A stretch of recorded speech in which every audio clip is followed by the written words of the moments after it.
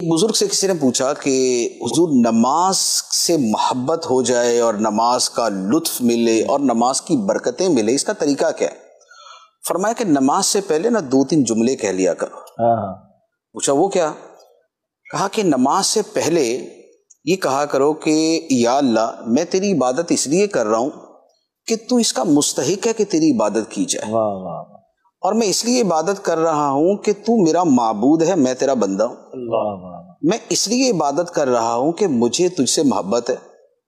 میں اس لیے عبادت کر رہا ہوں کہ میں کچھ نہیں ہوں اور تیری ہی ذات جو ہے نا وراء الورا ہے۔ تو انہوں نے اس طرح کے 2-3 جملے بتائے۔ اچھا وہ 2-3 جملے بتائے نا، تو اس کے بعد جب نماز سے پہلے یہ جملے کہنا شروع کیے تو نماز کا جو لطف اور جو اس کی روحانیت تھی وہ حاصل ہونا شروع ہو گئی۔ اس کے ساتھ نماز سے پہلے یہ والی دعا بھی روایات